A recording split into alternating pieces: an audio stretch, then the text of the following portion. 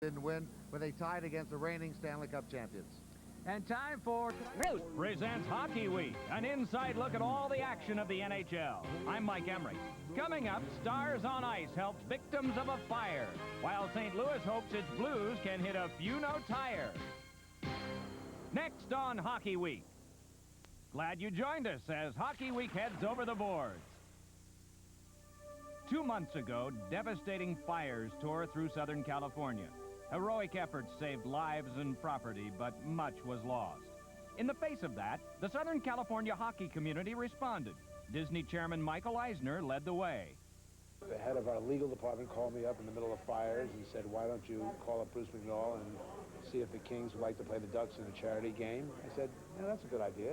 Call Bruce McNall, and he said, yeah, that's a good idea, and now it's happening. And tonight's game will be unique. In all of professional sports, never have two competing teams, teamed up to play in a celebrity fundraiser, and never before has this game taken place right in the midst of the regular season. This game is going to be a lot of fun, and I can guarantee you it's going to be exciting as well. some celebrities playing tonight. Alan Thicke will be playing for the Kings. My capacity for humiliation knows no bounds. I'm a hockey groupie. I'll go anywhere where these guys sweat, and I just love them, you know? Female goaltenders Aaron Witten, Manon Rhéaume will be in the nets. Interesting twist. Kings forward Tony Granato, sister Cammy Granato will be playing for the Kings tonight, and all the celebrities playing tonight. Should be fun. I think that it'll be a lot of fun. You know, I don't think it's going to be serious and whatnot, and you know, it'll be a lot of fun. So who's going to win? Well, obviously the Ducks, eh? You know, we'll win for sure. I'll make sure of it. If I have to go and score 5 goals. With Michael Eisner driving the Zamboni, the Kings and Ducks were joined by the likes of Slapshot's Hanson brothers, who needed more than their glasses to scope out one of Wayne Gretzky's better moves. The game was filled with the unlikely and the unusual. Everybody had a chance to live out some fantasies. Here's Kelly Rudy on a penalty shot. He scores!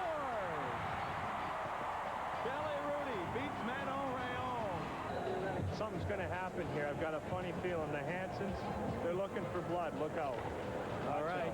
There's the warning. Look out now. The Hansons are on the ice. They're starting to stir things up right in front of Manon Rhéaume. She gets out of the way. And here's Manon Rhéaume on a breakaway.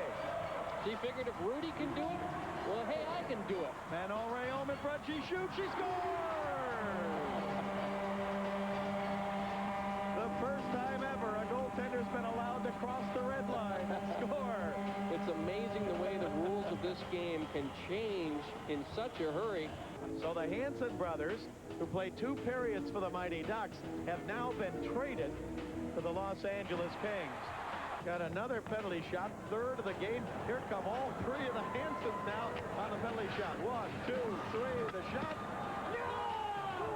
Now Aaron Witten's going to skate with a puck. Chad Lowe chasing her. Aaron Witten wants to score. Manon Rhéaume scored earlier. Aaron Witten shoots wide to the left side. And now here comes Ron Tugnut. Well, one good turn deserves another, and he's got an empty net. Aaron Witten trying to get back.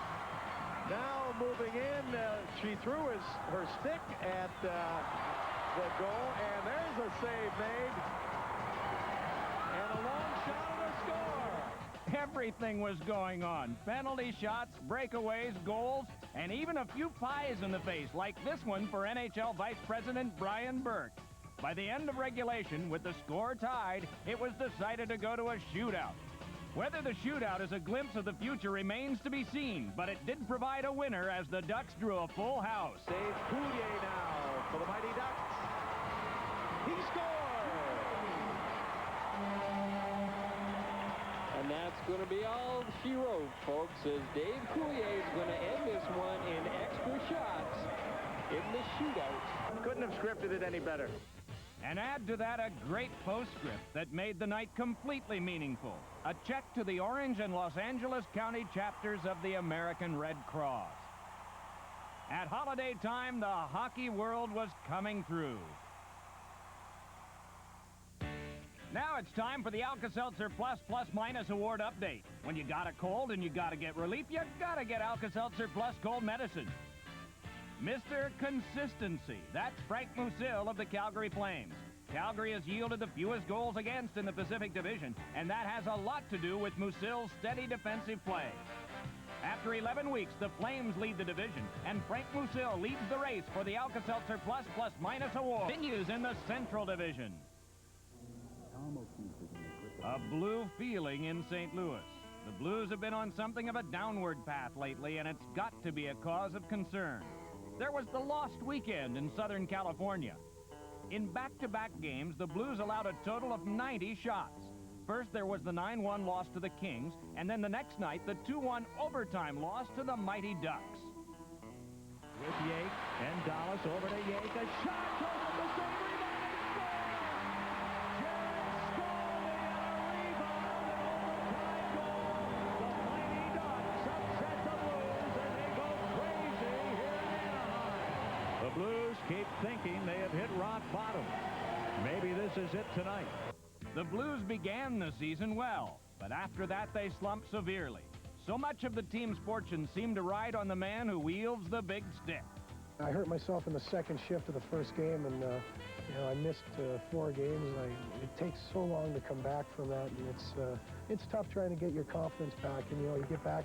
I guess if you come back from injury and you get a couple, it's easy. But I had a lot of chances, and they weren't going in. And it kind of gets frustrating, but everything's back to normal.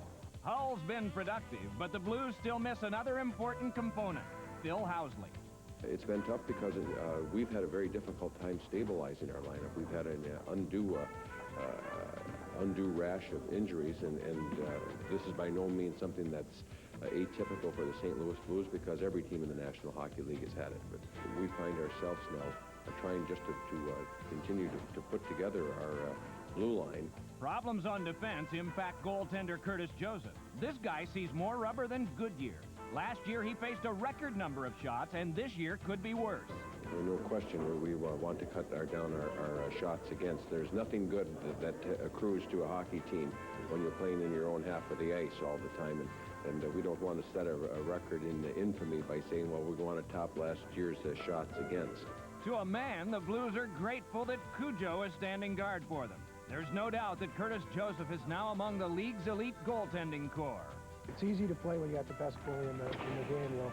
Curtis Joseph has been unbelievable for us, and without him, I don't know where we'd be right now. If you watch Curtis take part in any sport, whether it be softball, golf, or whatever, this is a very, very good athlete. And what you're seeing is not a product of luck or the puck hitting him. You're seeing a product of a athlete that's focused and concentrated, and I think he's one of the premier goaltenders in the National Hockey League. Most goalies are kind of weird, and they're by themselves, and they put too much pressure on themselves. He's just one of the guys, and he approaches every game kind of like I do, There's nothing you can do about it. Go out, work hard, and have fun, and that's what he does. And he just has a lot of fun in the net and making saves, and that's what he enjoys doing. The Blues hope most of all that they will be enjoying a happy postseason. To get there, they know what they have to do as they develop through the year. What we'd like to do is we'd like to spread the wealth a little bit in terms of our scoring punch. I don't think it's in our best interest to become a unidimensional hockey team where you shut down the Jannies and the Shannies and the Hulls and have a good chance of beating the St. Louis Blues, and that's something that we're addressing and we're working on. We definitely have the talent with the Hulls and Housley and Brown, Shanahan, Janney. We have a lot of talent on our hockey team. We just got to play more team-wise and team-oriented and better defense. In their next game at San Jose against the Sharks, the Blues reverted to form. Curtis Joseph faced 38 shots, but in another superb performance allowed just 1 goal. Meanwhile, the established scorers took care of business at the other end. Back it comes to the point. Here's Shanahan. Into the slot, scores! Brendan Shanahan, a power play goal. On the boards. Shanahan gets it back. Here's a breakaway for Brett Hull. And he scores! Brett Hull may have sealed it there. St. Louis beat San Jose 3-1, snapping a 3-game losing streak. At this point, a W of any sort is good news for the Blues. Now, Brute presents the Check of the Week. Brute, men are back. Calgary's Joel Otto gets caught with his head down, and then he's seeing stars. Stay tuned. Follini lights a flame. And the Flames clear it out. Oh, and Cavallini throws a very hard hit on Joel Otto. Well, Paul Cavallini caught Otto with his head down. Whoa. The Northeast Division. Big doings in Buffalo. A thunderous ovation here at the auditorium for the Buffalo Sabres. Stopped by Dominic Hasek. Flynn takes the set. He scores for Buffalo. Hat trick for Derek Flynn. And the Sabres will win it. And Dominic Hasek, another shutout. Despite some long odds, the Buffalo Sabres have got a good thing going. The Sabres have made the most of adversity. Dominic Hasek has been brilliant in relief of an injured Grant Fuhr. And the whole Sabre club has been even more brilliant adjusting to the loss of Pat LaFontaine. With LaFontaine gone for the season, the Sabres had to adjust. The coaching staff decided that, you know, we lost one of our main offensive weapons, and we can't be playing a shootout game against some of the more offensive teams in the league, like the Rangers or Pittsburgh. We've got to play a more conservative game, wait for chances. After LaFontaine went down, I guess, we realized nobody going to take us out of this hole but ourselves, and just everybody started working a little harder to contribute to the team, and everybody started doing their job, and it worked. The Sabres were in the midst of a run that had seen them win 9 of 12. A big part of their success was Dale Hawerchuk stepping in for LaFontaine as Alexander Mogilny's first-line center.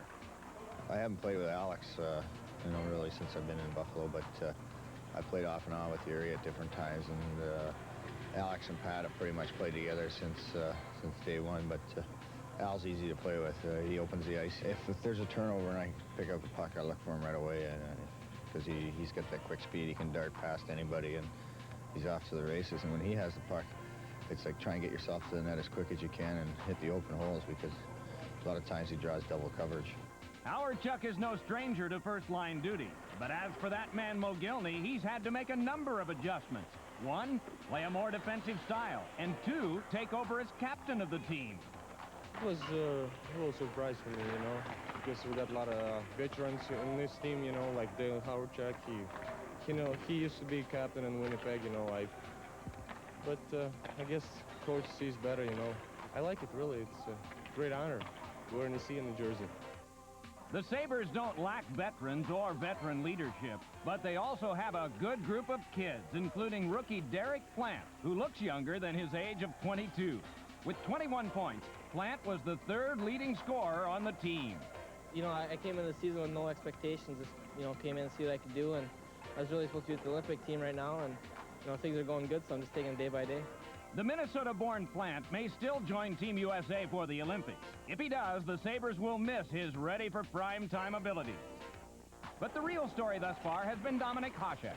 3 shutouts in 2 weeks and a 7-1-1 record since stepping in for Grant Fuhr. Hasek wants to be the main man. When I came to USA, I always believed that I can play 45, 50, 60 games, and always when I come to training camp, I always think about it, and I hope I can continue to play well. Well, Dominic right now is very patient and very under control. When he came to us, he was a very excitable guy. He still gets excited now and again and ends up at the blue line or in the corner or something like that. But he's very much under control right now, and I think that's an important part to his game, because he'd be all over the ice at times, making saves and diving around, and he's now very controlled. The NHL recognized Hasek's achievements by naming him Player of the Week, but his teammates were already well aware of his top-level talent. He reminds me a lot of Mike Richter in a way, where he's quick. He likes to challenge his he likes to challenge his shooters, and he handles the puck very well. And it really helps us defensemen out quite a bit, because he is very active back there. Randy Moeller's comparison was apt indeed as Buffalo headed to Manhattan to face Mike Richter and the New York Rangers. Richter was unbeaten in his last 17 games. The Rangers had the best home record in the league. Every bit as hot was Hasek, and the Sabres had the most road points in the conference. Quite a matchup. Oh, works back behind the net, and Presley in front backhand, and it's St. Richter, shot wide. Kocher tries to wrap around. Hasek sprawling with the save.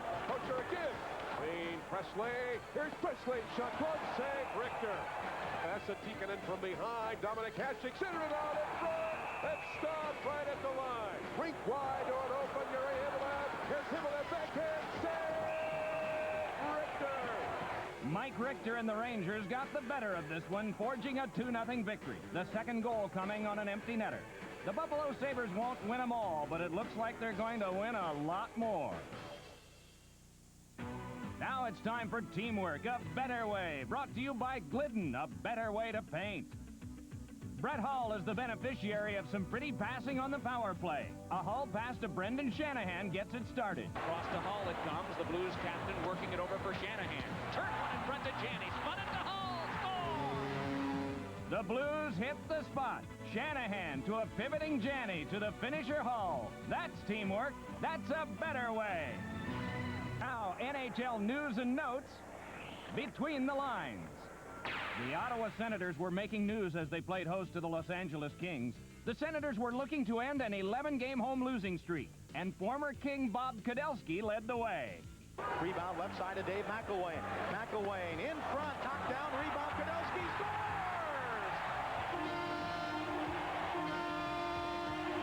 Kudelski sends it behind the net. Now it rolls out in front, not cleared. Gord Dineen held it in.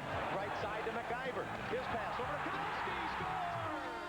With his 24th and 25th goals of the year, Kudelski had just tied last year's club record for goals in an entire season.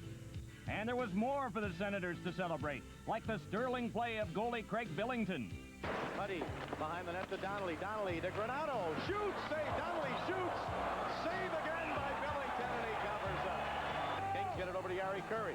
Curry to Robitaille. He shoots, and a save by Billington.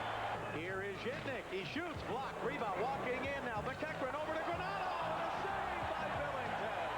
The Biller more than fit the bill. The only thing that spoiled the party was losing the shutout. Here's a break for Gretzky. Gretzky down the right side, looking for a short-hander. He goes behind the net, comes around on the backhand, he scores! That came with less than 6 minutes left. The Kings would add another, but it wasn't enough. The Senators won 5-2 and snapped their record-tying home losing streak in the process.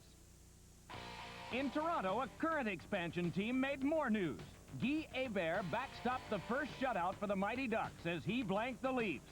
It's intercepted by Mironov. Straight ahead feed to Osborne. Poke checked away by Guy Hebert. Right out front. Quick shot. Save again by Guy. Clark to Gilmore. In over the line with Pearson.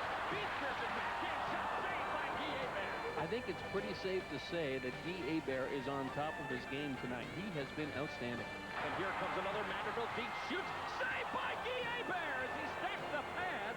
A terrific save by Guy. Clark with a quick wrist shot save. Rebound. Steve Hebert side of the net. Oh, and there was Doug Gilmore. The Ducks won the game in remarkable fashion. A third-period shorthanded goal. It was 0-0 up till then. Finds an open man and Yake 2-on-1 shorthanded. Yake with Sweeney streaking. Looking, feeding. Sweeney shoots. Scores! Tim Sweeney scores. Shorthanded with 13:45 to go in regulation. A franchise moment to treasure. Congratulations to Guy Hebert and the Ducks on shutout number 1. Get set. Here they come. 5 of our favorites. Crunching delivery. Oh, what a hit on him. Oh, was he level? Top 5 hits of the year. Oh, my. The crowd is standing. Isn't it great?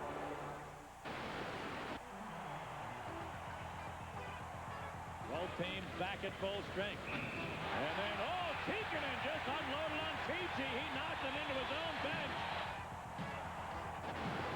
He made a nice couple of stick-handling moves, and Russell couldn't hang with him. Belfour made a nice stop. Now Marchman, a big hit. He just leveled Alec, who had his head down.